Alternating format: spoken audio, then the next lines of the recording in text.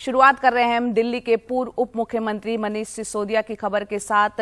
उनकी जमानत पर आज सुनवाई होनी है। आपको बता दें, शराब नीति के कथित घोटाले में आरोपी नंबर 1 बनाए गए हैं सिसोदिया और उनको पहले सीबीआई ने गिरफ्तार किया था। मनीष सिसोदिया को सीबीआई रिमांड में रखे जाने के बाद उनको न्यायिक हिरासत में भेज दिया गया था। फिलहाल मनीष सिसोदिया दिल्ली की तिहाड़ जेल में बंद है। शराब नीति के कथित घोटाले के मामले में सिसोदिया की जमानत पर सुनवाई से ठीक एक दिन पहले कल मनीष सिसोदिया को ईडी ने गिरफ्तार कर लिया।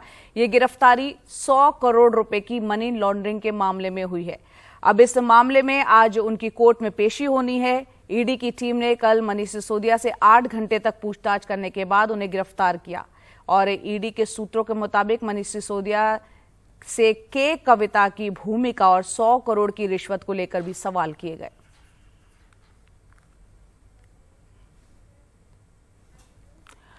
और मुख्यमंत्री अरविंद केजरीवाल ने भी मनीष सिसोदिया पर हो रही कार्रवाई को लेकर ट्वीट किया और ये लिखा कि मनीष को पहले सीबीआई ने गिरफ्तार किया, सीबीआई को कोई सबूत नहीं मिला, रेड में कोई पैसा नहीं मिला। इनका एक ही मकसद है, मनीष को हर हालत में अंदर रखना, रोज नए फर्जी मामले बनाकर। जनता देख रही है, जनता जवाब देगी।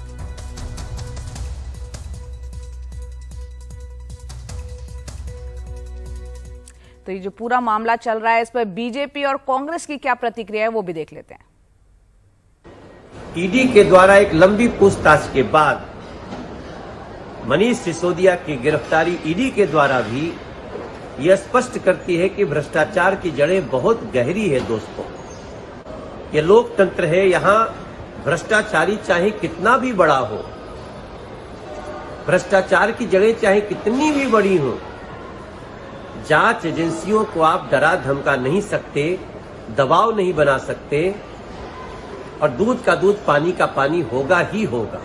तो वहां क्योंकि इनकी जान बच रही थी, अपने आप को बचाना चाहते थे, तो अपने आप को बचाने के लिए तो केजरीवाल किसी को भी धोखा दे सकता है। लेकिन यहां क्या करें भाई, खबर तो ये है कि गंगा जी में इन्होंने भी हाथ धोए हैं, यही तो खबर है ना।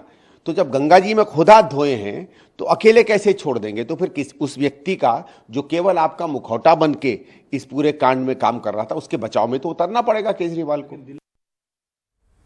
और वहीं कल दिल्ली सरकार में 2 नए मंत्री शामिल हो गए। दिल्ली के एलजी ने आप नेता सौरभ भारद्वाज और आतिशी को मंत्री पद की शपथ दिलाई। आतिशी को शिक्षा मंत्रालय के साथ साथ पीडब्ल्यूडी, पावर और पर्यटन विभाग भी दिए गए हैं। वहीं सौरभ भारद्वाज दिल्ली के नए स्वास्थ्य मंत्री बनाए गए। स्वास्थ्य के अलावा सौरभ भारद्वाज को शहरी विकास, जल और उद्योग विभाग भी दिया गया है। मनीष सिसोदिया और सत्येंद्र जैन के इस्तीफे के बाद दोनों नेताओं को अरविंद केजरीवाल ने जिम्मेदारी दी है।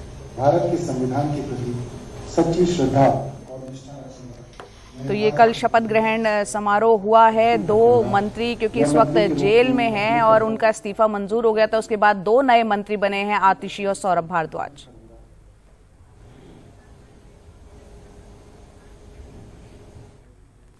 तेलंगाना के मुख्यमंत्री के चंद्रशेखर राव की बेटी के कविता आज महिला आरक्षण के मुद्दे पर दिल्ली के जंतर मंतर पर धरना दे रही हैं, जिसे करीब 1.5 दर्जन राजनीतिक दलों ने समर्थन दिया है। विपक्ष के कई दल इस धरने में शामिल भी हो रहे हैं और इससे पहले कल कविता ने केंद्र सरकार को दिल्ली के कथित शराब घोटाले के मामले में ईडी के समन को लेकर निशाने पर लिया। के कविता ने कहा कि तेलंगाना के चुनाव के चलते ये कार्रवाई हो रही है। जहां चुनाव होते हैं वहीं ईडी पहुंच जाती है। आपको बता दें कि इस पूरे मामले में के कविता का नाम भी आ रहा है।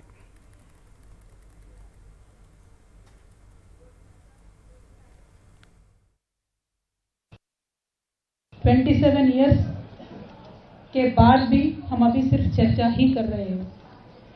पहले तो 1996 में एक बार राज्यसभा में पास हुआ, फिर वो लैप्स हो गया। 1998, 1999, 2008 रिपीटेडली विमेन्स रिजर्वेशन बिल को लाने का कोशिश हुआ है। लगातार अलग अलग सरकारों ने किया है। उन सब सरकारों का मैं बहुत बहुत धन्यवाद देती हूँ। Specially madam Sonia Gandhi, who was very instrumental in bringing the bill in Rajya Sabha. From all the women across the nation, I really salute her courage. Telangana के मुख्यमंत्री की बेटी का ये बयान सिर्फ बयान है या फिर एक इशारा कि पार्टी चाहती है कि कांग्रेस उनके साथ आए। हालांकि कविता ने ये भी कहा कि कांग्रेस को साथ आने के लिए उसे अपना अहंकार छोड़ना होगा। देश भर के 4000 विधायकों में से बस 600 उसके पास हैं। आज कांग्रेस की हालत अगर आप देखेंगे तो पूरे देश में सिर्फ और सिर्फ उनका एक बड़ा रीजनल पार्टी का दर्जा रह गया और कुछ नहीं है। They are not a national party anymore. अगर उनका ऐसा कुछ भ्रम है उसको छोड़ना चाहिए, वो भ्रम से बाहर निकल के आके कांग्रेस पार्टी को स्ट्रांग बनाने के लिए सोचना चाहिए, in the interest of the country, not in Congress party interest. दिलचस्प ये भी है कि कांग्रेस के अलावा सभी 18 विपक्षी दलों के प्रतिनिधि केसीआर की बेटी और बीआरएस नेता कविता के महिला आरक्षण बिल की मांग में होने वाले प्रदर्शन में शामिल होने जा रहे हैं।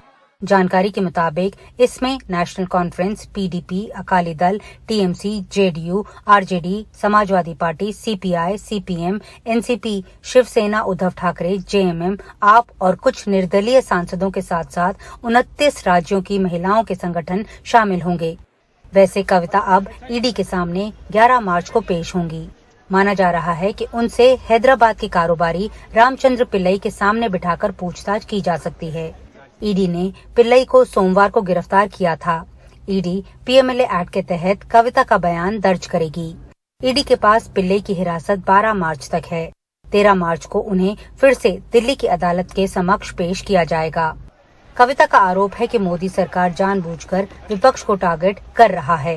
हमने गलती नहीं की, हम तो आ रहे ईडी में, हम कल भी जाएंगे, आपको जो करना है करिए, जो लीगल कोर्ट से लीगल एक्शन है हम पूरा आपसे कोऑपरेट करेंगे। लेकिन बीएल संतोष जी क्यों केस पे केस करके, दावे पे दावा करके, स्टे के ऊपर स्टे क्यों लेके आ रहे, इस बात को जरा जनता गौर करके सोचे कि जिस दिन आप सत्ता में नहीं होंगे, आपने इन संस्थाओं का चरित्र इतना गदला कर दिया है कि कल को आप भी जद में आएंगे। हमें तब भी अच्छा नहीं लगेगा क्योंकि हम उस मिजाज के नहीं हैं, लेकिन ब्लेम तो आपको लेना होगा कि आपने क्या कर दिया इन संस्थाओं को। उधर बीजेपी का कहना है कि शायद पहली बार है कि जब भ्रष्टाचार को लेकर विपक्षी दल आंदोलन कर रहे हैं। लेकिन हम ये पहली बार देख रहे हैं। करप्शन के खिलाफ क्रांति तो हमने बहुत देखी है, करप्शन के पक्ष में क्रांति हम पहली बार देख रहे हैं। और करप्शन के क्रांतिकारियों और घोटाले के गुरु घंटालों में जो तालमेल हो रहा है, ये तालमेल नहीं है बल्कि घोटालों का घालमेल है। सरकार को छोड़कर जितने भी राजनीतिक दल हैं वो विपक्ष की एकता की बात जरूर करते हैं, लेकिन चाहते हैं कि उस दल का नेतृत्व वो ही करें। अब बीआरएस पार्टी की सांसद कविता ने विमेन रिजर्वेशन बिल का मुद्दा एक बार फिर उठाया है, लेकिन सवाल यहाँ पर ये पैदा होता है कि क्या उनके राज्य में महिलाओं को उपयुक्त नुमाइंदगी दी गई है या नहीं। ये अपने आप में एक बड़ा सवाल है। नई दिल्ली से कैमरा पर्सन राकेश सिंह के साथ नीता शर्मा, NDTV इंडिया के लिए। महाराष्ट्र की बात करते हैं, जहां उप मुख्यमंत्री और वित्त मंत्री देवेंद्र फडणवीस ने विधानसभा में महाराष्ट्र का साल 2023-24 का बजट पेश किया। राज्य में सत्ता परिवर्तन के बाद शिंदे और फडणवीस सरकार का ये पहला बजट है। बजट में किसानों, महिलाओं से लेकर सभी वर्गों को खुश करने की कोशिश की गई।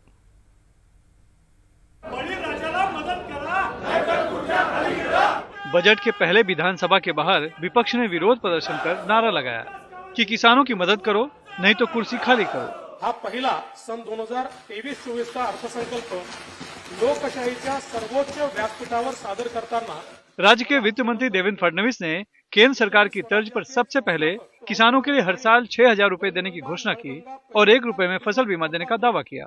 इतना ही नहीं तो प्राकृतिक खेती को बढ़ावा देने के लिए 1000 करोड़ रुपए का प्रावधान किया है। महिलाओं के लिए एसटी बसों में 50% की छूट के साथ मुंबई में महिला एकता मॉल की स्थापना का ऐलान किया। महात्मा ज्योतिबा फुले जन आरोग्य योजना में बीमा कवर 1.5 लाख रुपए से बढ़ाकर 5 लाख रुपए करने के साथ 200 नए अस्पताल बनाने की घोषणा की। राज्य भर में 700 बाला साहेब ठाकरे अस्पताल बनाने का संकल्प लिया। पिछड़ा वर्ग के लिए 3 साल में 10 लाख घर देने का वादा और बेरोजगारों के लिए 75,000 सरकारी नौकरी। मुख्यमंत्री एकनाथ शिंदे ने बजट को किसानों को राहत और आम जनता को बल देने वाला बताया, तो कैबिनेट मंत्री सुधीर मुनगंटीवार ने इसे अमृत काल में आम जनता के लिए पंचामृत बताया। ये सर्व समावेशक बजट है। पिछले 2.5 साल में जो मेगा ब्लॉक तैयार हुआ था उसको दूर करने वाली बजट है और इसमें सभी घटक पक्ष को लिया है। महाराष्ट्र के भारतीय जनता पार्टी शिवसेना सरकार ने महाराष्ट्र के कई समूहों को, कई वर्गों को इस अमृत काल के पहले वर्ष में न्याय देना चाहिए, ये भावना के साथ ये अर्थसंकल्प प्रस्तुत किया है। लेकिन विपक्ष की माने तो बजट दिशाहीन है और बीजेपी जिसे पंचामृत बता रही है वो गाजर का हलवा है। ये बजट गाजर का हलवा बजट है। ये बजट अर्थहीन था, लोगों के हित का नहीं था, कुछ मित्रों के लिए, नरेंद्र मोदी जी के मित्रों के लिए बना हुआ बजट था। 5,47,000 करोड़ रुपए के इस बजट में सभी वर्गों को कुछ न कुछ देकर खुश करने की कोशिश की गई है। कोई भी नया कर नहीं लगाया गया है। शायद इसीलिए विपक्ष सवाल उठा रहा है कि कहीं राज्य सरकार के इस बजट में मिड टर्म चुनाव की आहट तो नहीं छिपी है। मुंबई से कैमरामैन प्रवीण रोहित से सुनील सिंह, एनडीटीवी इंडिया के लिए।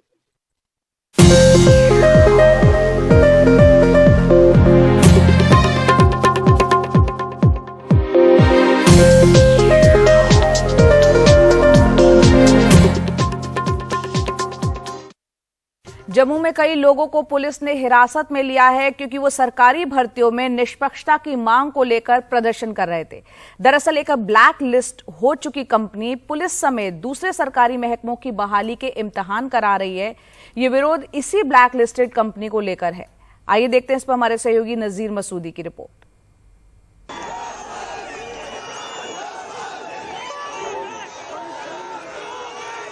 सरकारी भर्तियों में निष्पक्षता की मांग के लिए 2 दिन से प्रदर्शन कर रहे 20 लोगों को जम्मू में पुलिस ने हिरासत में ले लिया।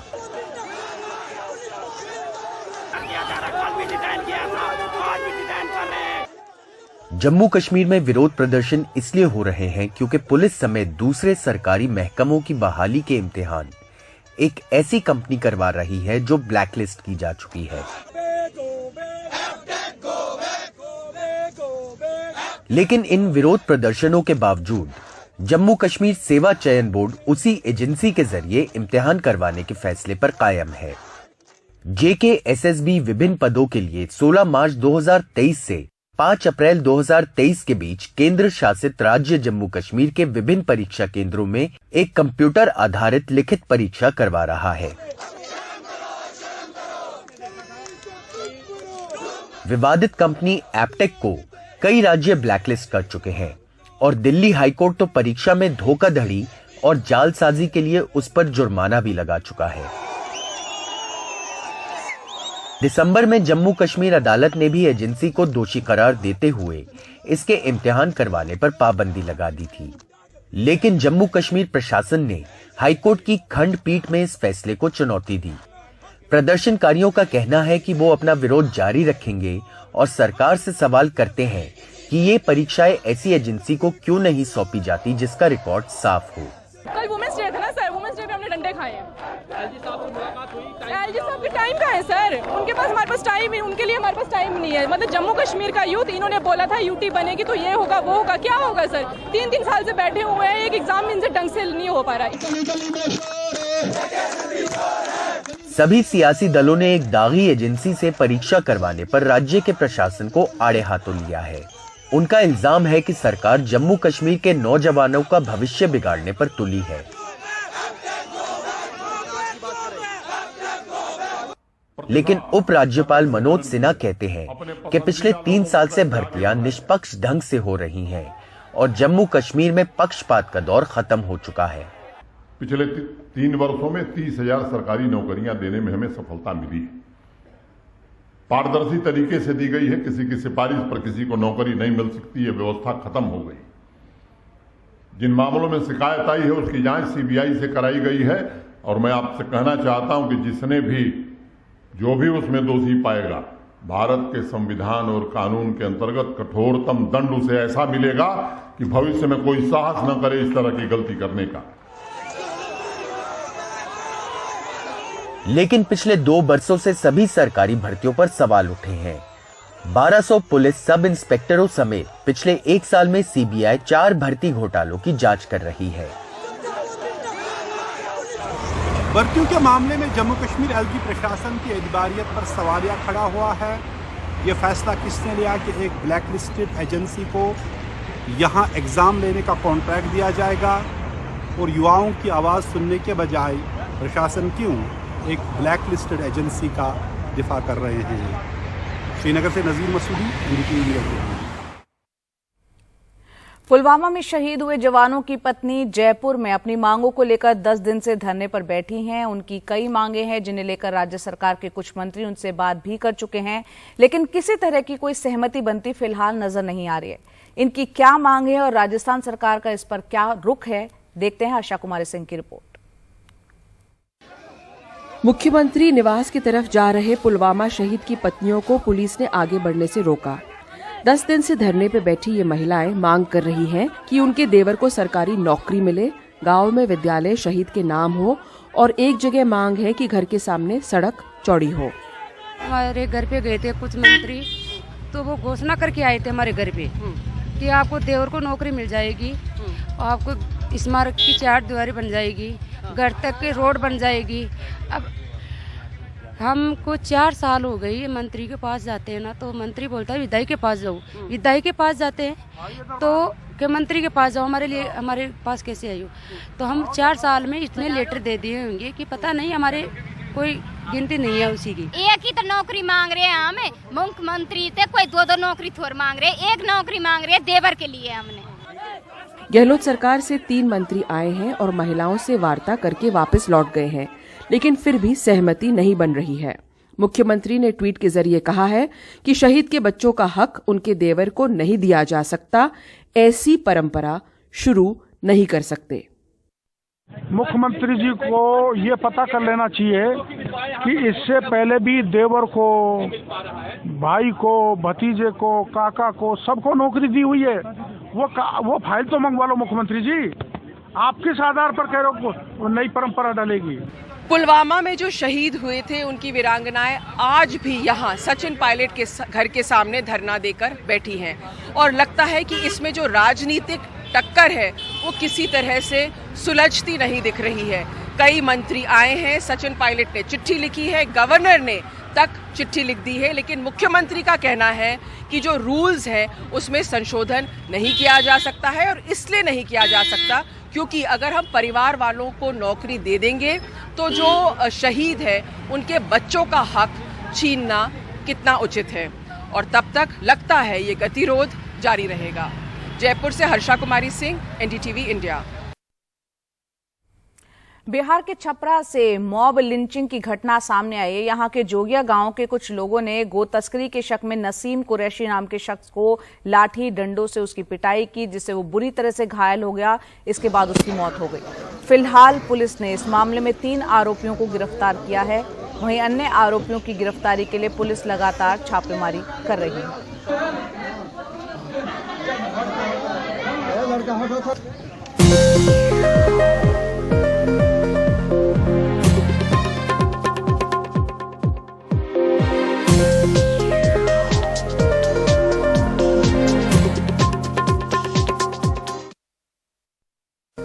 महाराष्ट्र के किसानों की बात करते हैं, जहां पिछले 2 दिनों में बेमौसम बरसात जो हुई उसके बाद किसानों की परेशानियां काफी बढ़ गई है। करीब 8 जिलों में 13,729 हेक्टेयर में लगी हुई फसल बर्बाद हुई है। वहीं किसानों का मुद्दा महाराष्ट्र विधानसभा में भी उठा। इस पर देखते हैं हमारे सहयोगी सोहित मिश्रा की रिपोर्ट। नासिक जिले के किसान बापू साहेब मेधने की 5 एकड़ जमीन में अंगूर की फसल तैयार होने से ठीक पहले बेमौसम बारिश ने सब चौपट कर दिया। वो अकेले नहीं हैं। नासिक के किसान पहले ही प्याज के दाम नहीं मिलने से परेशान हैं। ऐसे में अब बारिश के कारण खराब फसल के बाद देवला तहसील में मालवाड़ी के लोगों ने अब पूरे गांव को ही बेचकर यहां से जाने का निर्णय किया है। बारिश होने के कारण तो हमारा 75% तो अभी लगेज नुकसान हो गए। उसके कारण बाग क्रैकिंग हो गए, उसको कोई भाव नहीं मिलता। एकड़ में कम से कम 2.5 लाख तो खर्चा आ जाता है। अभी तो 2.5 लाख मिल भी नहीं रहा है। बँकेचे कर्ज पण फिटत नसल्या, प्याज के भाव ना मिलने, बैंक का कर्जा, व्यापारियों से होने वाला नुकसान और किसान की आर्थिक स्थिति खराब होने के कारण आज हम सारे गांव वालों ने मिलकर हमारा गांव बेचने का निर्णय लिया है। सरकार हमें कहीं दूसरी जगह पुनर्स्थापित करे, ऐसी हमारी मांग है। सरकार ने आम्हाला स्थलांतरित करून द्यावं। किसानों की परेशानी को देखते हुए विपक्ष ने बजट सत्र के दौरान बुधवार सुबह राज्य सरकार के खिलाफ प्रदर्शन कर किसानों को जल्द से जल्द राहत देने की मांग की। विपक्ष का मानना है कि सरकार की ओर से अब तक किसानों के लिए कोई कदम नहीं उठाया गया है। महाराष्ट्र की सरकार आज भी मौज मस्ती में है और उस सरकार का विरोध हमने किया है। किसानों को न्याय देकर ही हम लोग शांत बैठेंगे, ये भूमिका हमारी महाविकास आघाड़ी की है। विधानसभा के अंदर ये मुद्दा उठने के बाद सरकार ने जल्द से जल्द राहत देने की बात कही।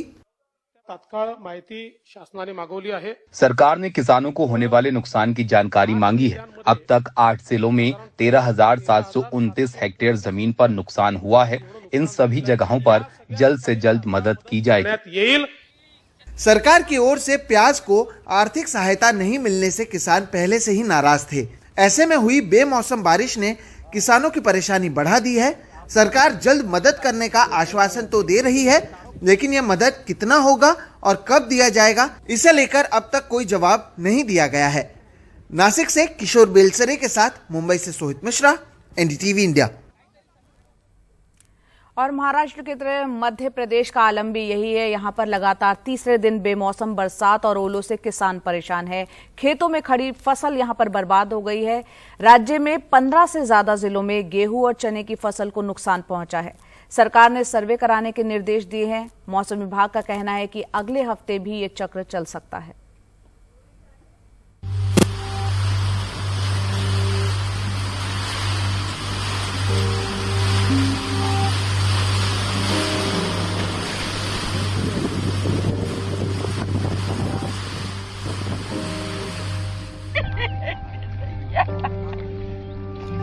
बेमौसम बरसात से 10 बीघे में फसल खराब हुई। पानी विदिशा के रमपुरा जागीर के रहने वाले जगन्नाथ सिंह ठाकुर की आंखों से बह निकला।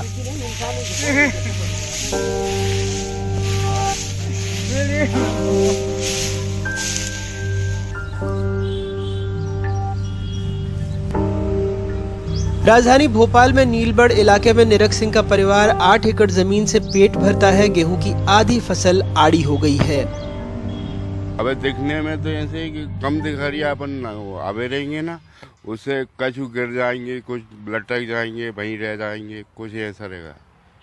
काटने के बाद मालूम ज़्यादा पड़ेगा। साल भर की मेहनत है। अंधमा में आड़ी हो गई, खाद पानी मेहनत, ट्रैक्टर डीजल सब गया। अब देखते कितना मिले काटने के बाद। खरगोन से हमारे सहयोगी आसिफ ने बताया कि मक्के की फसल खराब हो गई है। गेहूं औंधे गिर पड़ा है। बड़वानी से मुनाफ का कहना है कि 5,000 हेक्टेयर में मक्का, 250 में गेहूं को नुकसान पहुंचा है। विदिशा से नावेद बता रहे हैं कि 27,000 बीघे में फसलों को 40% से ज्यादा नुकसान हुआ है। 25 से ज्यादा गाँव में असर पड़ा है। वहीं पन्ना से विवेक का कहना है कि चन्ना, गेहूं, सरसों और मसूर की फसल पककर तैयार है, लेकिन किसान बेबस है। छतरपुर से अरविंद का कहना है कि वहां भी किसान परेशान हैं। खंडवा में निशात ने बताया कि गेहूं, चना और प्याज की फसलें प्रभावित हुई हैं। धार से साबिर का कहना है कि वहां भी किसान बेहद परेशान हैं। सरकार से यही जानना चाहता है कि हमको मुआवजा मिले और ज़्यादा से ज़्यादा मिले, ताकि हमारी जो फसल खराब हुई है उसका भरपाई हो सके। आंधी तूफान चला था, पानी के कारण, और ये किसी गेहूं आड़ा हो गया है जी। कब हुआ है जी? अभी 2 दिन पहले हुआ है जी। पूरी मक्का नष्ट हो चुकी है। अब हम सरकार से मांग करते हैं कि हमको मुआवजा एक ऐसा दे कि औपचारिकता न निभाए। सरकार कह रही है किसान फिक्र न करें, मुआवजा मिलेगा।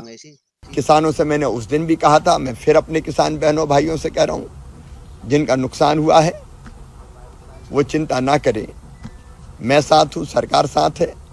सर्वे के बाद RBC 64 के अंतर्गत राहत की राशि और फिर फसल बीमा योजना का लाभ भी मिले, इसमें कोई कसर नहीं छोड़ी जाएगी।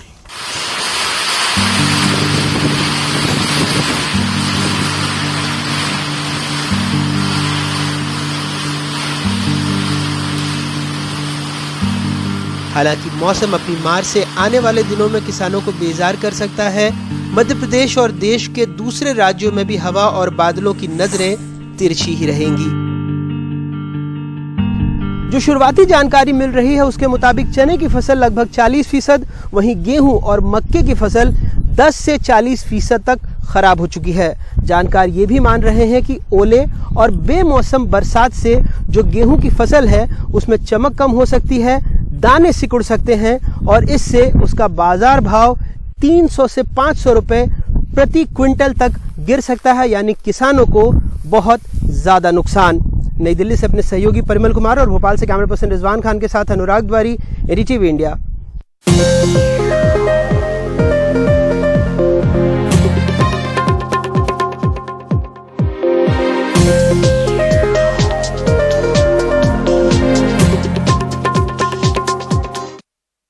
रूस और यूक्रेन युद्ध की बात करते हैं, जिसको 1 साल से ज्यादा का वक्त बीत गया है, अभी भी जारी है, ये खत्म होने का नाम नहीं ले रहा। उल्टा रूस ने यूक्रेन पर ऐसा हमला किया है जो हाल के हफ्तों में सबसे बड़ा है।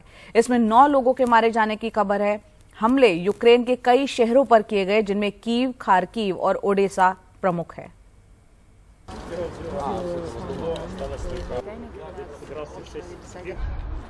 यूक्रेन पर ये रूस के ताजा हमलों के निशान हैं। राजधानी कीव में इमारत पर रॉकेट गिरने के बाद का हाल, घर से लेकर गाड़ी तक सब इसकी चपेट में आए। लोग जान बचाने को भागे। एक बहुत बड़े धमाके से हमारी नींद खुली, लगा पास के ही घर में कुछ गिरा है, पर हम तुरंत कुछ समझ नहीं पाए, फिर हम बाहर भागे। खार्किव में जिस जगह रॉकेट गिरा वहां कई मीटर का गड्ढा बन गया। रूस की तरफ से ऐसे हमले कई शहरों में हुए हैं। हाल के हफ्तों में ये सबसे बड़ा हमला है। पहले हमले के बाद ऑटोमेटेड सिग्नल ऑन हो गया। मैंने खिड़की से देखा तो बड़ी लपटें दिखी, सब कुछ जल रहा था। यूक्रेन के मुताबिक लवीव पर हुए हमले में 5 और खेरसन में 3 समेत कुल 9 लोगों की मौत हुई है, कई घायल हैं। इससे पहले जनवरी के अंत में बड़ा हमला हुआ था, जिसमें 11 लोग मारे गए थे।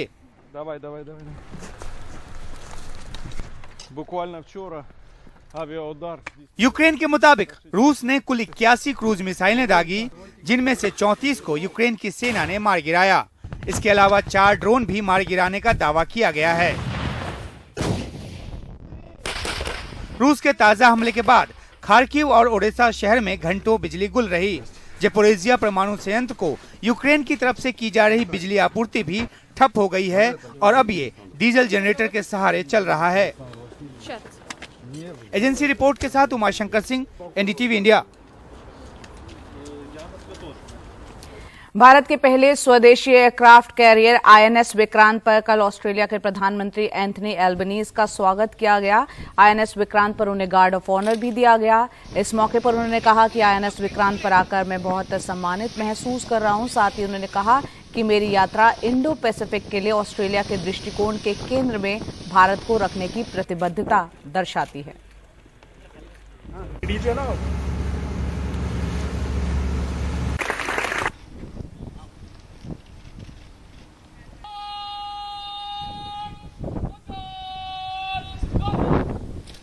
और वहीं कल दिल्ली सरकार में 2 नए मंत्री शामिल हो गए। दिल्ली के एलजी ने आप नेता सौरभ भारद्वाज और आतिशी को मंत्री पद की शपथ दिलाई। आतिशी को शिक्षा मंत्रालय के साथ साथ पीडब्ल्यूडी, पावर और पर्यटन विभाग भी दिए गए हैं। वहीं सौरभ भारद्वाज दिल्ली के नए स्वास्थ्य मंत्री बनाए गए। स्वास्थ्य के अलावा सौरभ भारद्वाज को शहरी विकास, जल और उद्योग विभाग भी दिया गया। आपको बता दें, मनीष सिसोदिया और सत्येंद्र जैन के इस्तीफे के बाद दोनों नेताओं को अरविंद केजरीवाल ने ये अब जिम्मेदारी दी है।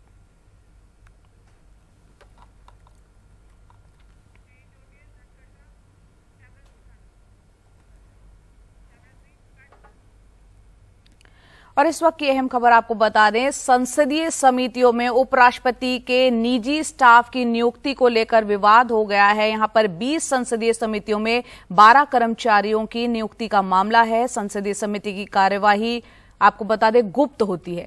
संसदीय समिति में संयुक्त सचिव स्तर का अधिकारी होता है।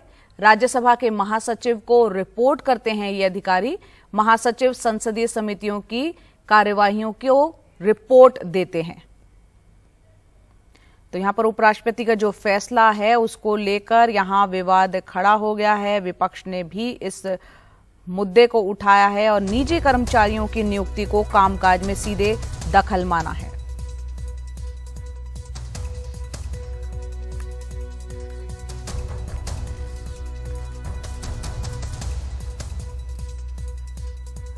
और इस वक्त हमारे वरिष्ठ सहयोगी अखिलेश शर्मा हमारे साथ जुड़ रहे हैं इस पर ज्यादा जानकारियों के साथ। अखिलेश जी, अभी तक की रवायत इस मामले में क्या रही है? निजी स्टाफ की नियुक्ति सीधे तौर पर क्या दखलंदाजी और निष्पक्षता से समझौते के तौर पर देखी जा रही है? देखो, विपक्ष इसको इसी तौर पर देख रहा है। विपक्ष का स्पष्ट तौर पर यह कहना है कि संसदीय समितियां जो कि स्वतंत्र होती हैं, जो सीधे संसद के लिए जवाबदेह होती हैं, और अभी तक कभी इस तरह की मिसाल नहीं रही है कि जब जो सदन के सभापति हैं उनके निजी स्टाफ को इन संसदीय समितियों में नियुक्त किया जाए। हमेशा ये होता है कि लोकसभा सचिवालय, राज्यसभा सचिवालय के जो कर्मचारी होते हैं उन्हें ही इन संसदीय समितियों में नियुक्त किया जाता है, लेकिन ये पहली बार है कि जब उपराष्ट्रपति ने अपने जो निजी स्टाफ हैं, जिनमें कि उनके ओएसडी हैं, उनके प्राइवेट सेक्रेटरी हैं, उनके और भी जो अन्य इस तरह के कर्मचारी हैं, उन्हें इन संसदीय समितियों में नियुक्त कर दिया है। आपको बताएं कि कुल 24 संसदीय समितियां होती हैं, जिनमें की जो 8 समितियां हैं वो राज्यसभा की होती हैं, और इन्हीं 8 समितियों में राज्यसभा के सभापति की ओर से अपने निजी स्टाफ को रख दिया गया है। हालांकि बाद में जब विवाद हुआ तो ये सफाई दी गई उपराष्ट्रपति सचिवालय की ओर से कि इसमें जो नियुक्ति की गई थी, इसके सुझाव संसदीय समितियों के अध्यक्ष की ओर से ही आए थे, जिसके बाद ये फैसला किया गया। लेकिन जयराम रमेश, कांग्रेस के जो नेता हैं, वो खुद एक कमेटी के चेयरमैन हैं। उन्होंने ट्वीट करके कहा है कि वो खुद एक कमेटी के अध्यक्ष है और उनसे कभी इस बारे में सलाह मशविरा नहीं किया गया। तो इसमें ये विवाद इसलिए भी उठ रहा है क्योंकि ये जो कार्रवाई होती है ये गोपनीय होती है, और इसमें जो भी कर्मचारी काम कर रहे होते हैं वो सीधे सेक्रेटरी जनरल को रिपोर्ट करते हैं, और सेक्रेटरी जनरल अगर चाहे, जरूरत पड़े तो वो समय समय पर उपराष्ट्रपति को ब्रीफ कर सकते हैं। तो फिर ऐसे में निजी स्टाफ को रखने की जरूरत क्यों महसूस हुई, इसका अभी कोई जवाब नहीं आया है। हालांकि कल एक कार्यक्रम में उपराष्ट्रपति थे, उन्होंने खुद अपनी ओर से टिप्पणी की। उन्होंने कहा कि वो चाहते हैं कि जो ह्यूमन रिसोर्स है कमिटीज का वो अच्छा हो, IAS, IFS ऑफिसर्स की नियुक्ति की गई है, इसमें क्या गलत है, ये उन्होंने सवाल पूछा है। लेकिन फिर भी एक विवाद खड़ा हो गया क्योंकि आज तक कभी ऐसा नहीं हुआ। जी, आज तक कभी ऐसा नहीं हुआ, और जिस तरह से अब ये विवाद अब उठ रहा है और विपक्ष इसको मुद्दा बना रहे हैं, आपने जयराम रमेश का भी यहाँ जिक्र किया, क्या आने वाले वक्त में इस पर पुनर्विचार होने की कोई गुंजाइश लगती है? देखिए, अगर विवाद बढ़ेगा तो निश्चित तौर पर हो सकता है कि कदम अपने पीछे खींचें, क्योंकि इस तरह की कोई, जैसे मैंने कहा कि मिसाल नहीं है, और ये एक तरह से कहा जा रहा है कि दखलंदाजी है संसदीय समितियों के कामकाज में। क्योंकि अगर उपराष्ट्रपति के और सभापति के जो कर्मचारी हैं, अगर वो सीधे तौर पर अगर इस समितियों के सदस्य रहेंगे तो वो पूरे सदन की समितियों की जो कार्यवाही की जानकारी पल पल की हो सकता है कि वो उपराष्ट्रपति को दे। हालांकि इसमें कुछ भी गलत नहीं है, क्योंकि जैसा मैंने कहा है कि अभी भी महासचिव के जरिए उपराष्ट्रपति को इस बारे में ब्रीफ किया जा सकता है। लेकिन फिर भी इसमें गोपनीयता का प्रश्न आता है। इसमें यह भी प्रश्न आता है कि क्या इन नियुक्तियों के जरिए इन समितियों के कामकाज को कहीं नियंत्रित करने का प्रयास तो नहीं किया जा रहा है। ये भी एक बड़ा सवाल है, और इसीलिए ये काफी विवादास्पद कदम माना जा रहा है। और हो सकता है कि अगर विरोध तेज हो तो इसके बारे में दोबारा उनको पुनर्विचार भी करना पड़े। लेकिन अभी तक जो जानकारी मिली उसके मुताबिक इस मूव को उपराष्ट्रपति सचिवालय की ओर से डिफेंड किया जा रहा है और कहा जा रहा है कि इसमें कुछ भी गलत नहीं है।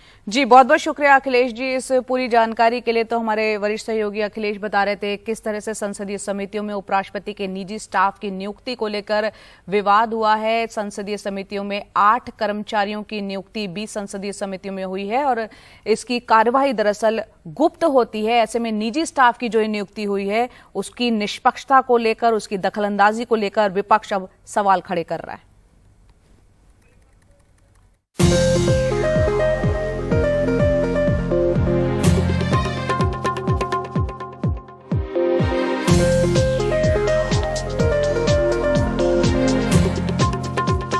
जम्मू में कई लोगों को पुलिस ने हिरासत में लिया है क्योंकि वो सरकारी भर्तियों में निष्पक्षता की मांग को लेकर प्रदर्शन कर रहे थे।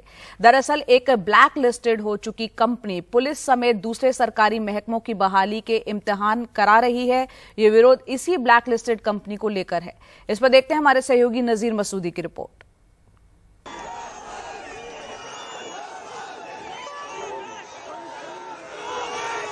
सरकारी भर्तियों में निष्पक्षता की मांग के लिए 2 दिन से प्रदर्शन कर रहे 20 लोगों को जम्मू में पुलिस ने हिरासत में ले लिया।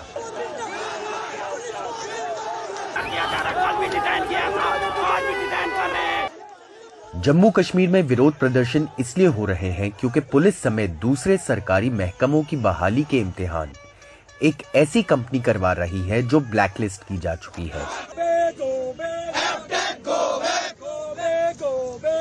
लेकिन इन विरोध प्रदर्शनों के बावजूद जम्मू कश्मीर सेवा चयन बोर्ड उसी एजेंसी के जरिए इम्तिहान करवाने के फैसले पर कायम है। JKSSB विभिन्न पदों के लिए 16 मार्च 2023 से 5 अप्रैल 2023 के बीच केंद्र शासित राज्य जम्मू कश्मीर के विभिन्न परीक्षा केंद्रों में एक कंप्यूटर आधारित लिखित परीक्षा करवा रहा है।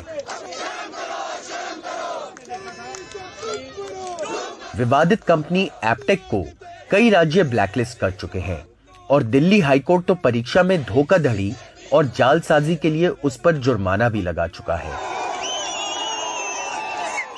दिसंबर में जम्मू कश्मीर अदालत ने भी एजेंसी को दोषी करार देते हुए इसके इम्तिहान करवाने पर पाबंदी लगा दी थी, लेकिन जम्मू कश्मीर प्रशासन ने हाईकोर्ट की खंडपीठ में इस फैसले को चुनौती दी।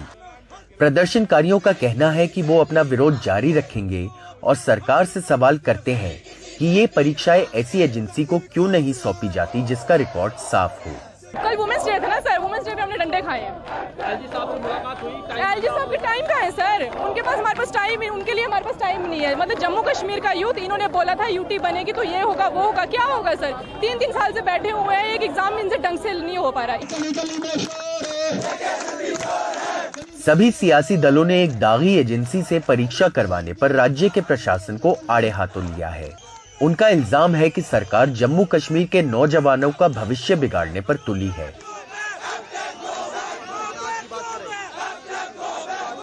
लेकिन उपराज्यपाल मनोज सिन्हा कहते हैं कि पिछले 3 साल से भर्तियां निष्पक्ष ढंग से हो रही हैं और जम्मू कश्मीर में पक्षपात का दौर खत्म हो चुका है। पिछले 3 वर्षों में 30,000 सरकारी नौकरियां देने में हमें सफलता मिली। पारदर्शी तरीके से दी गई है, किसी की सिफारिश पर किसी को नौकरी नहीं मिल सकती, ये व्यवस्था खत्म हो गई। जिन मामलों में शिकायत आई है उसकी जांच CBI से कराई गई है और मैं आपसे कहना चाहता हूं कि जिसने भी जो भी उसमें दोषी पाएगा, भारत के संविधान और कानून के अंतर्गत कठोरतम दंड उसे ऐसा मिलेगा कि भविष्य में कोई साहस न करे इस तरह की गलती करने का। लेकिन पिछले 2 वर्षों से सभी सरकारी भर्तियों पर सवाल उठे हैं। 1200 पुलिस सब इंस्पेक्टरों समेत पिछले 1 साल में CBI 4 भर्ती घोटालों की जांच कर रही है। भर्तियों के मामले में जम्मू कश्मीर LG प्रशासन की एतबारियत पर सवालिया खड़ा हुआ है। ये फैसला किसने लिया कि एक ब्लैक लिस्टेड एजेंसी को यहाँ एग्जाम लेने का कॉन्ट्रैक्ट दिया जाएगा और युवाओं की आवाज़ सुनने के बजाय प्रशासन क्यों एक ब्लैक लिस्टेड एजेंसी का दिफा कर रहे हैं। श्रीनगर से नजीर मसूदी, NDTV। कोरोना के बाद एक बार फिर से मास्क की वापसी हो गई और इस बार वजह बना है लोगों को तेजी से चपेट में लेने वाला H3N2 इन्फ्लुएंजा वायरस। इस बीमारी की परेशानी लिए अस्पतालों में मरीजों की तादाद बढ़ने लगी है। तो इसके लक्षण क्या है, कैसे इसमें एहतियात बरता जाए, इस पर देखते हैं रिपोर्ट। शांति गोयल पिछले 5 दिनों से अस्पताल में हैं। बुखार और खांसी की शिकायत इतनी बढ़ गई कि दाखिल होना पड़ा। उम्र करीब 75 के आसपास है और अब इलाज के बाद सुधार है। खांसी भी हुई, बुखार भी आ जाओ और ये निमोनिया बन जाता है मेरा। निमोनिया बहुत जल्दी बनता है।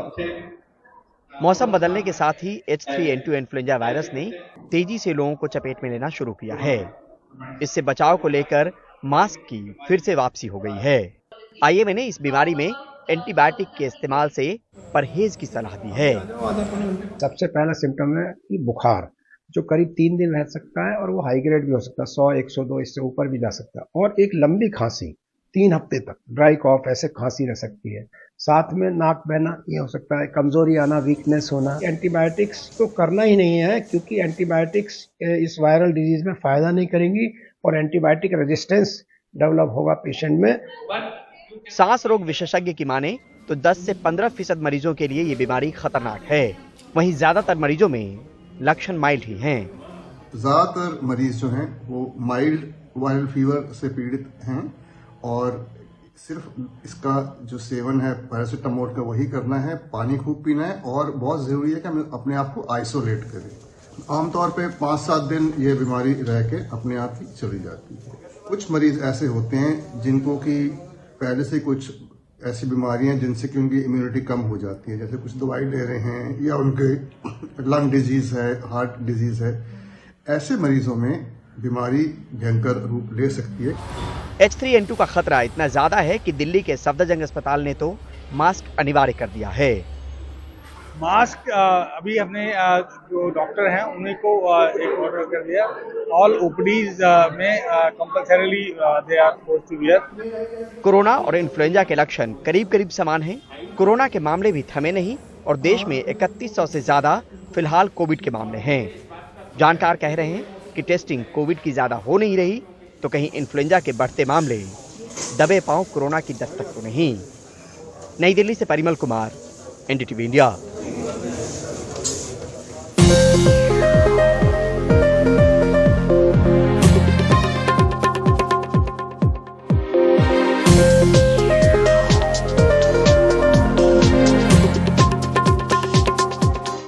तेलंगाना के मुख्यमंत्री के चंद्रशेखर राव की बेटी के कविता आज महिला आरक्षण के मुद्दे पर दिल्ली के जंतर मंतर पर धरना दे रही हैं, जिसे विपक्ष के करीब 1.5 दर्जन दलों का समर्थन है और कई पार्टियां इस धरने में शामिल भी होंगी। इससे पहले कल कविता ने केंद्र सरकार को दिल्ली के शराब नीति घोटाले के मामले में ईडी के समन को लेकर निशाने पर लिया। के कविता ने कहा कि तेलंगाना के चुनाव के चलते ये कार्रवाई हो रही है।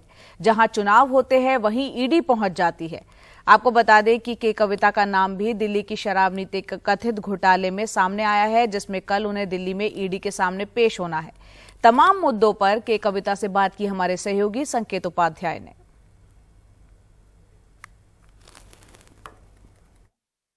सबसे पहले तो मैं शुरू करना चाहता हूं, मेरे ख्याल से एक रैली या एक सम्मेलन जंतर मंतर पर होने वाला है। ये विमेन्स रिजर्वेशन बिल के ऊपर हो रहा है। अगर आप हमारे दर्शकों को बताएं कि इस पर आप अभी क्यों धरना कर रही हैं या इस पर अभी क्यों प्रदर्शन कर रही हैं और क्या है मुख्य मांग? देखिए, मार्च 10 तारीख को सुबह 10 बजे से 4 बजे तक हम अनशन पे बैठ रहे हैं, एक दिन के लिए महिला आरक्षण बिल के लिए। ये हम लगातार पूछते आ रहे हैं, ऐसा नहीं है कि अभी पूछ रहे। हर महिला दिवस पे चर्चा होता है पार्लियामेंट में, हर महिला दिवस हम पूछते आते हैं और कोई भी मंच होने दीजिए, महिलाओं का मुद्दा आता है तो हम लगातार इसको उठाते आ रहे हैं। और इसमें आज एक बहुत अच्छा मौका है सत्ताधारी पार्टी पे, बीजेपी को एक अच्छा मौका है क्योंकि उनका बहुमत वाला सरकार है, फुल मेजॉरिटी वाला गवर्नमेंट है। तो मेरा ये रिक्वेस्ट है भारतीय जनता पार्टी से और मोदी जी से कि आप ये हिस्टोरिक अपॉर्चुनिटी को खो मत देना, आप महिलाओं के पक्ष में खड़े हो जाइए और बिल इंट्रोड्यूस कीजिए। क्योंकि आपने 2014 के मैनिफेस्टो में भी बताया, 2019 के मैनिफेस्टो में भी बताया, तो ये टाइम आ गया, लास्ट 2 सत्र बचे आपके, तो इसमें आप इंट्रोड्यूस कर दीजिए। बस इतना ही अनुरोध मेरा मोदी जी से है। और एक और बात मैं जोड़ देती हूँ उसमें, जब से 1996 में ये बिल का जब से स्टार्ट हुआ है, चर्चा शुरू हुआ है इस देश में, तब से लेके आज तक अंटिल 2014 हर एक प्रधानमंत्री जी ने इसको मूव करने की कोशिश किया है। लेकिन मोदी जी जब से आए हैं, या तो इसका ड्राफ्टिंग नहीं हुआ है, कभी विपक्ष दलों का मीटिंग नहीं हुआ है, कभी किसी एक्सपर्ट कमेटी का मीटिंग नहीं हुआ है, कुछ भी इस बिल पे मूवमेंट नहीं है। तो मेरा इतना ही रिक्वेस्ट है, लास्ट 2 आपके पास सेशंस है तो आप इंट्रोड्यूस करिए, सारे पार्टीज आपको सपोर्ट करेंगे। हमारे रैली में भी बहुत सारे पार्टीज जुड़ रही है, तकरीबन 18 पार्टीज ने हमें बोला है कि वो आएंगे कल हमारे साथ, सपोर्ट करेंगे। खैर, हर एक पार्टी के अलग अलग मुद्दे हैं, इश्यूज हैं, बट फिर एक चर्चा तो शुरू होनी चाहिए, ड्राफ्टिंग शुरू होनी चाहिए, तो एटलीस्ट नेक्स्ट सेशन में इंट्रोडक्शन हो सकता है। आपको लगता है कि ये एक मौका बन सकता है विपक्षी एकता को एक बार फिर से प्रदर्शित करने का? जरूर बन सकता है। और जो लाइक माइंडेड पार्टीज होंगे, जो ये मुद्दे से सहमत होंगे, जिनको लगता है कि महिला आरक्षण बिल को लेके आना चाहिए, महिलाओं का भागीदारी होना चाहिए सत्ते में, तो वो जरूर हमारे साथ चल के आएंगे। और ये प्रदर्शन में जितने भी लोग आएंगे तो जाहिर है कि कल पार्लियामेंट में जब बिल इंट्रोड्यूस होगा तो इनका भी मदद मिलेगा और साथ में उनके जो ऑब्जेक्शंस होंगे ड्राफ्टिंग कमेटी के सामने वो रख भी सकते हैं। तो एक प्रोसेस तो शुरू करेंगे तो अगले सत्र तक तो एटलीस्ट ये आ सकता है। अब ये विमेन्स रिजर्वेशन बिल की आपने बात की, इसमें तो आप कांग्रेस पार्टी की पोजीशन जानती हैं, वो राज्यसभा में तो पास भी करा लिया था, लोकसभा में नहीं पास हो पाया जब यूपीए की सरकार थी। ऐसे में वो आपके साथ समर्थन में हैं, एक प्रिंसिपल रूप से अगर देखा जाए तो वो समर्थन में है। लेकिन फिर भी एक बड़ी अजीब सी खटास देखने को मिलती है कांग्रेस और बीआरएस के रिश्तों में। तो अगर मकसद एक है, मुद्दे एक है, तो फिर आप एक साथ क्यों नहीं दिखाई देते हैं? तभी तो कुछ विपक्षी एकता में बात ही हो, वरना तो गोल गोल 9 साल से घूम ही रहे हैं उस चक्कर में। देखिए 75 इयर्स हो गया इंडिया को इंडिपेंडेंस आए हुए। सबसे ज्यादा किसने रूल किया इंडिया को? कांग्रेस ने रूल किया। और बीआरएस पार्टी को, हमारे नेता को, हमारा पार्टी का फिलॉसफी ये है कि कांग्रेस जिस तरीके से इस नेशन के लिए काम कर सकता था उन्होंने पूरा नहीं किया। बाद में मेजॉरिटी बीजेपी रह चुकी है, खैर उन्होंने कुछ काम किए, लेकिन ये 2014 से आज तक तो कुछ काम हुआ नहीं है। तो fundamental agenda of BRS party is a non Congress non BJP coalition which should come to power in the centre. But issues जब आते हैं, जैसे आप कह रहे हैं कि वुमेन रिजर्वेशन बिल है, तो मैंने सबसे पहले सोनिया जी का नाम लिया है, क्योंकि वो एक ऐसी महिला है जिन्होंने बिल पारित करने का राज्यसभा में पारित करके भी उन्होंने दिखाया। खैर लोकसभा में वो कर नहीं पाई, अलग बात है। तो सिंसियरिटी काम जहां हुआ है हम उनको एक्नॉलेज करेंगे, जब मौका बनेगा मिलेंगे, बात करेंगे। लेकिन जब इलेक्शन की बात आती है, जब तक कांग्रेस अपनी जो अहंकार एटीट्यूड है, वो एरोगेंट जो है, जब तक वो नहीं छोड़ेंगे, लोगों से आके मिलके बात नहीं करेंगे, ये बोलेंगे कि हम टीम प्लेयर लेंगे, तो तब तक तो कोई पार्टी उनके साथ काम करने को तैयार नहीं है। सिर्फ बीआरएस की बात नहीं है, हर एक पार्टी का वही प्रॉब्लम। तमिलनाडु में खड़गे जी गए, उन्होंने बोला कि अब वो नेतृत्व का मुद्दा छोड़ दीजिए, हम सब साथ में काम करें।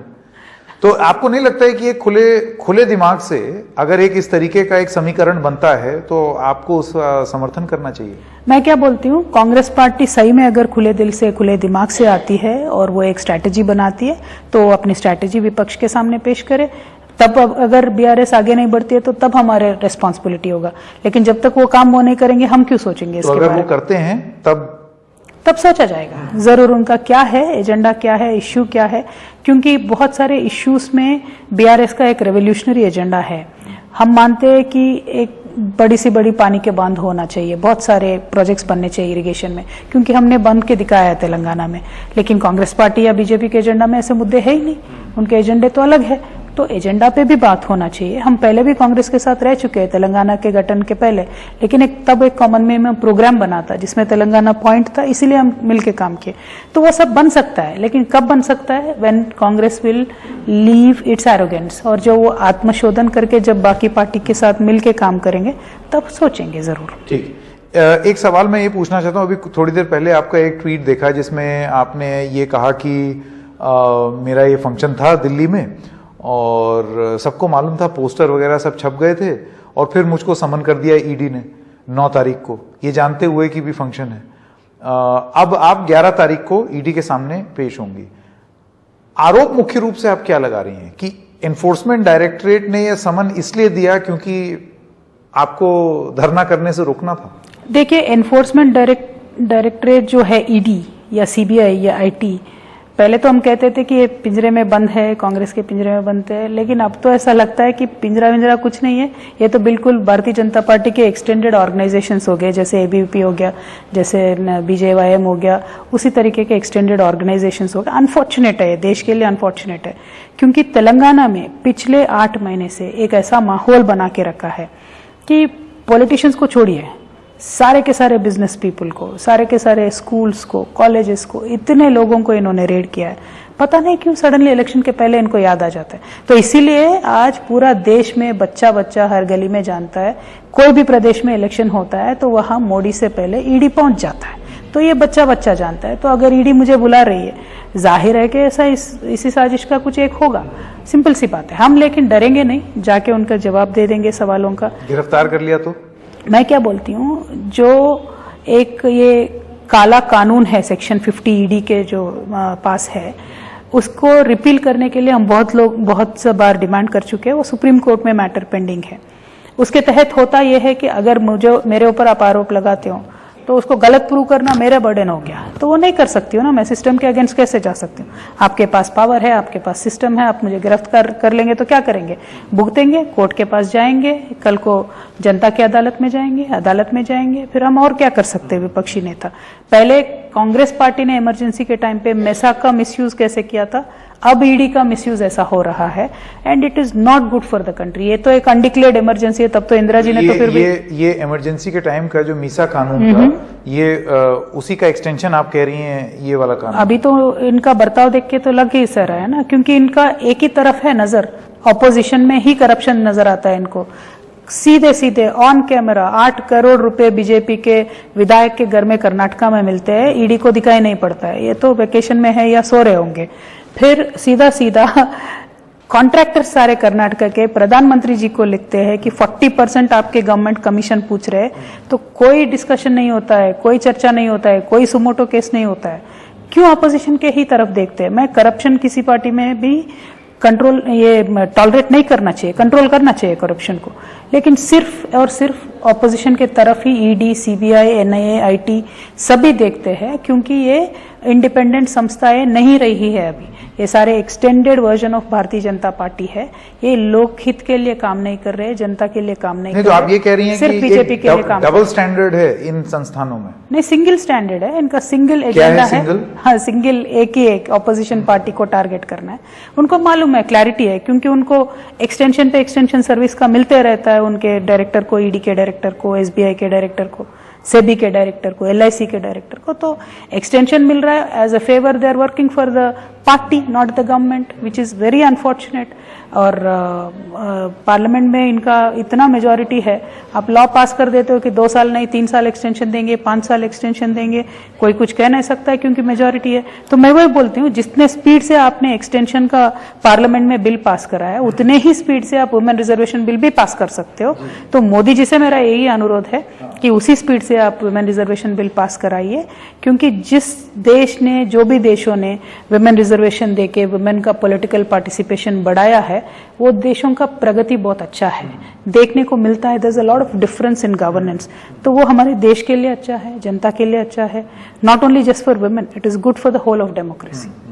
एक मैं आखिरी सवाल आपसे पूछना चाहता था, जो minister of tourism and culture हैं जी किशन रेड्डी, आप ही के राज्य से आते हैं, उन्होंने आज एक बयान दिया, आपका जो दिन भर का जो बयान आया उसके बाद, और वो कहते हैं कि के कविता जी प्रिटेंड कर रही हैं कि वो एक विक्टिम है, कि उनके साथ बहुत बुरा हो रहा है। ऐसा कुछ नहीं है, उनको ये प्रिटेंड करने की जरूरत नहीं है, और वो इसलिए कर रही हैं टू डिसीव अदर पीपल। और उनका ये कहना है कि इसका कोई सत्य नहीं है इस बात में कि ईडी जो है वो ऑपोजिशन को टारगेट करता है, अगर कुछ गड़बड़ है तो ईडी जांच करेगी। करने दो ना, हम पूरा पूरा कोऑपरेट कर रहे हैं ईडी जांच से हम कोई मुकरते नहीं है, हम वापस नहीं जा रहे, पीछे नहीं हट रहे। लेकिन जब बीएल संतोष साहब को तेलंगाना का एसआईटी बुलाता है तो भाग के चले गए ना, कोर्ट के पीछे छुप गए, कोर्ट के बाद कोर्ट, फिर सीबीआई टेक ओवर करती है एसआईटी को, फिर अभी सीबीआई तो पूरा मामला कोल्ड स्टोरेज में रख देगी। बीएल संतोष साहब कहीं नहीं जाएंगे, कोई आंसर नहीं देंगे।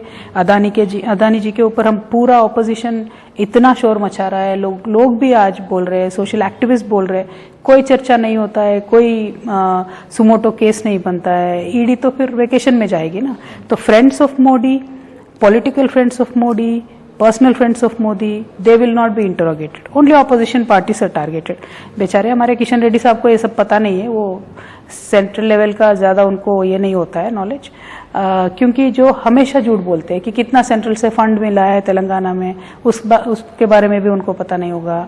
कितना फंड नहीं मिला है पता नहीं होता है, कौन सा स्कीम तेलंगाना में आया नहीं आया पता नहीं होते। वो कभी भी तेलंगाना के हित में काम नहीं करते। तो अभी ये जो बोल रहे हैं मैं प्रिटेंड कर रही हूँ, मैं उनसे बोलती हूँ आप प्रिटेंड मत करो भैया, आपको कुछ पता नहीं है। वो बताते भी नहीं है आपको बताए बगैर आपके राष्ट्राध्यक्ष को चेंज कर देते हैं, आपको बताए बगैर बहुत सारे यहाँ काम उनका होता रहता है। तो आप एटलीस्ट अभी आप अपने पार्टी में खुद पता करो, प्रिटेंड मत करो। मेरा आखिरी सवाल ये है कि पिछली बार 2018 में हमें याद है कि केसीआर जी जो मुख्यमंत्री हैं, उन्होंने चुनाव 2019 में होना था उसको एडवांस कर दिया, चुनाव आप जीत भी गए। इस बार आपको लगता है कि फिर कुछ सुगबुगाहट हो रही है? क्या चुनाव जल्दी किए जाएंगे, असेंबली सेशन भंग किया जाएगा? अगर आप उसके बारे में कुछ बताना चाहें। देखिए, पार्टी का एज ऑफ नाउ ऐसा कुछ सोच तो है नहीं, लेकिन हम एक ऐसे पार्टी है जो पॉलिटिकल स्ट्रैटेजी के depending on the strategy we immediately take a decision, and हमारे father is very well known for that quick decision making process. So but as of now party has not taken a decision, तो मेरा कुछ comment करने को है नहीं उसके ऊपर। और ये जो सीबीआई ईडी रेड्स वगैरह हो रही हैं और समन हो रहे हैं, आपको लगता है ये उसी तेलंगाना चुनाव के चलते हो रहा है या? बिल्कुल, तेलंगाना का चुनाव दिसंबर में खत्म हो जाएगा, तो दिसंबर तक तो ये लंबा टीवी सीरियल के जैसा खींचते रहेंगे, एक के बाद एक रेड होगा, मेरे ऊपर हो रहा है, कल किसी और के ऊपर होगा, ये तो चलता ही रहेगा, सिलसिला जारी रहेगा। और आपके लिए बहुत न्यूज़ बनता रहेगा, कोई टेंशन नहीं है उसमें, लेकिन उसके बाद इमीडिएटली बंद हो जाएगा, क्योंकि हर इलेक्शन में हर प्रदेश में हमने देखा है। लेकिन अच्छा नहीं है, किसी के लिए भी अच्छा नहीं है। ऐसा नहीं है कि आज मैं विपक्ष में हूँ, ऐसा नहीं है, मुझे डरने का कोई बात नहीं है, मैं इसलिए अपीयर हो रही हूँ और अपीयर भी हो जाऊंगी, लेकिन it is not good for democracy. डरा धमका के किसी पार्टी को सबड्यूड करके आप लोगों के पास जाओ, काम करो, लोगों के दिल जीतो, बाद में चुनाव जीतो। ये बैकडोर पॉलिटिक्स कितना देर करोगे? के कविता जी बहुत बहुत धन्यवाद। Thank you so much. Thank you संकेत।